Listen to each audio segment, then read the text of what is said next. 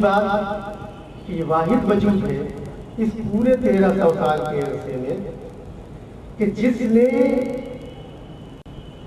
300-400 ایسے مبلغین متوکل علی اللہ تیار کیے جو آپ کو اس پورے 1400 سال کے دور میں کہیں نظر نہیں آئے. یا تو حضور صلی اللہ علیہ وسلم کے دور میں اصحاب صفہ کی صورت میں ان کی ایک شکل نظر آتی ہے، اور یا پھر اس موقع پر اتنے کروڑوں مسلمانوں کی تعداد سے فائدہ اٹھاتے ہوئے حضرت مولانا صدیق دیندار صاحب قبلہ نے اپنے ساتھیوں کو متوکل علی اللہ بنا کر چھوڑ دیا. یعنی وہ ایسے وجود تھے جن کو یہ خبر نہیں تھی. ہم تو صبح کا کھانا کھاتے ہیں، تو جب صبح کا کھانا کھاتے ہیں تو ہم کبھی یہ ذہن میں لاتے ہیں، یہ یاد رکھتا ہے، یاد رہتا ہے کہ صبح کو ہم نے کیا کھایا تھا. ہمیں یاد نہیں رہتا ہم نے صبح کو کیا کھایا تھا. ایسے ہی یہ وجود ایسے تھے جنہوں نے آنے والے کھانے کی فکر اس طرح چھوڑ دی تھی جیسے ہم پچھلے کھانے کی فکر چھوڑ دیتے ہیں کہ کیا کھایا تھا. یہ ایسے وجود تھے. تو یہ 300-400 مبلغین ایسے تیار کر کے چھوڑے جس کی مثال تاریخ اسلام میں نہیں ہوئی. اور تیسری کیا بات کہ اس بزرگ میں یعنی سنت رسول کی ان پہلوؤں کو جو مرور زمانہ کے تحت ہمارے لیے اجنبی بنا دیے گئے تھے، یعنی مسلمان اس طرف راغب نہیں تھے، انہیں اس کا شعور نہیں تھا. مسلمان صرف سیرت کو کیا سمجھتے تھے کہ جیسے حضور صلی اللہ علیہ وسلم اپنے گھر میں کس طرح رہتے تھے، پڑوسیوں سے ان کے کیا تعلقات تھے، دوستوں سے ان کے کیسے روابط تھے، یا کیسے باپ تھے، کیسے اپنے بیٹے تھے، اور کیسے حکمران تھے، یا حضور کیا پہنتے تھے اور کیا کھاتے تھے اور کیسی خوشبو لگاتے تھے. تو یہ صرف اسی کو سیرت بنا کر پیش کر دیا گیا تھا. اس بزرگ نے اس کا نقشہ ہی بدل دیا سیرت، اور لفظ سیرت خود اس بات کا غماز تھا. سیرت کا جو لفظ آیا ہے نا، وہ آیا ہی ان سرایا سے ہے جو کہ حضور صلی اللہ علیہ وسلم غیر مسلموں کے خلاف، یعنی جب آپ نے مکے سے مدینہ ہجرت کی تو جو حکم ہوا پہلا وہ حکم تھا جہاد کا. اذن للذین یقاتلون بانہم ظلموا. تو اس حکم کے تحت حضور صلی اللہ علیہ وسلم نے سرایا. تو وہ جو لفظ سیرت ہے وہ یعنی ان سرایا پر اس سیرت کا اطلاق ہوا کرتا تھا. اور اصحاب سیرت ان لوگوں کو کہا کرتے تھے جو اس قسم کی سیرت کو یعنی ان سرایا کی تفصیلات کو مرتب کیا کرتے تھے، ان کو اصحاب سیرت کہا جاتا تھا. تو لفظ سیرت جو نکلا ہے وہ دراصل اسلام اور کفر کی مار کا آرائیوں پر ہی اس کا اطلاق ہوتا ہے. تو حضور صلی اللہ حضرت مولانا صدیق دیندار صاحب قبلہ نے یہ فرمایا کہ یہ جو لفظ سیرت ہے یہ دراصل سیرت اسلام اور کفر کی مار کا آرائی ہے، اور اس کے لیے پہلے جو قدم اٹھانا چاہیے وہ ہے تبلیغ. اور تبلیغ ایسی کرنی چاہیے جس کے نتیجے میں ہجرت، یعنی میٹھی میٹھی تبلیغ نہیں. میٹھی میٹھی تبلیغ سے ہجرت نہیں ہوا کرتی. ہجرت کے لیے اسی وقت مجبور کیا جاتا ہے جب وہ جو مبلغ ہے لوگوں کے لیے تکلیف دہ ہو جائے گا.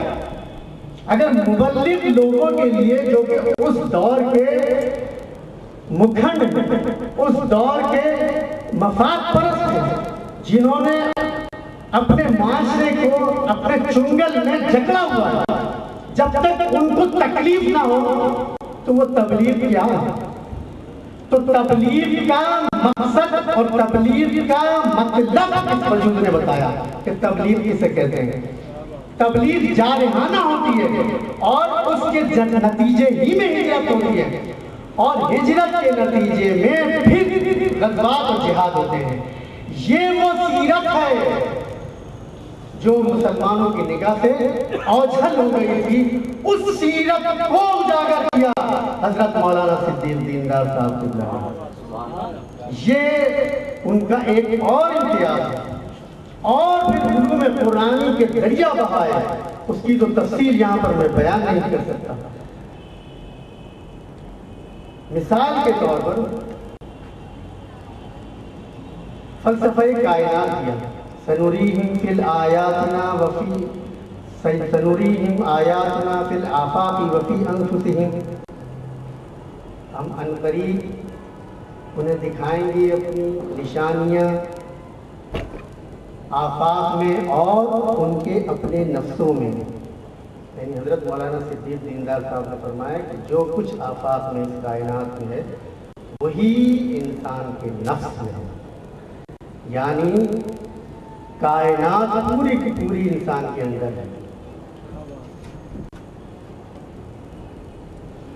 और उस बुनियाद पर, जैसे कि अभी हमारे कंपेयर ने बताया, उस बुनियाद पर आपने फरमाया कि जो मकाम इंसान को बिलमुकाबिल मखलूक़ात आलम है, वही मकाम मुसलमान को बिलमुकाबिल अक़वाम आलम है। जैसे इंसान आखिरी मखलूक है, वैसे ही मुसलमान आखिरी उम्मत है। इंसान के बाद अब कोई और नई मखलूक नहीं आने की, भले कितना ही बड़े से बड़ी शख्सियत क्यों ना आ जाए, लेकिन वो रहेगी इंसान। इसी तरह भले कितना ही बड़े से बड़ा रूहानी वजूद आ जाए, लेकिन वो रहेगा मुसलमान। जब तक वो मुसलमान नहीं होगा, रसूल का कलमा नहीं पड़ेगा, उस वक्त तक उसको उसका ताल्लुक अल्लाह से कायम नहीं हो सकता। जिस रास्ते से अब खत्म नबूवत के बाद अल्लाह तक पहुंचने का जो रास्ता है, उस रास्ते पर हुजूर सल्लल्लाहु अलैहि वसल्लम तशरीफ फरमाना। जब तक आपकी सनद नहीं होगी, कोई वली नहीं बन सकता। जो आपकी गुलामी इख्तियार नहीं करेगा, वो विलायत का हकदार नहीं बन सकता। दूसरा क्या कि इंसान तमाम मखलूक़ात का जामे है, यानी पूरी मखलूक़ात इसके अंदर जमा है। तो ये क्या करता है कि पूरी मखलूक़ात को पर कब्जा करता है, यानी शेर को भी पकड़ता है, हाथी को भी पकड़ता है, जितने भी जानवर हैं कोई उससे बचकर नहीं जा सकते, बल्कि पूरी कायनात पर इसका कब्जा है। ये हवाओं पर भी कब्जा करता है, आग पर भी, पानी पर भी, मिट्टी पर भी। इसी तरह मुसलमान का वजूद है बिलमुकाबिल अक़वाम आलम है, क्योंकि ये तमाम अदियान को अपने अंदर लिए हुए, कुरान इसके अंदर समाया हुआ है। क्योंकि कुरान हुजूर सल्लल्लाहु अलैहि वसल्लम पर नाज़िल हुआ और इसका ईमान है कि वो कुरान अल्लाह का कलाम है। और कुरान क्या है? कुरान खुद फरमाता है अपने मुतालिक कि फ़ीहा कुतुबुन क़य्यिमा, इसके अंदर तमाम किताबें जमा हैं। तो वो जो किताबें जिस तरह कुरान में जमा हैं, ऐसे ही मुसलमान के अंदर वो तमाम अंबिया की चीज़ा तालीमात और वो खूबियाँ इस मुसलमान के अंदर हैं। और हज़रत मौलाना सिद्दीक दीनदार साहब ने इसी बुनियाद पर फरमाया कि जिस तरह इंसान पूरी कायनात को अपना गुलाम बनाता है, जो जानवर कुर्बान हो जाते हैं इस इंसान के लिए, वो इस इंसान का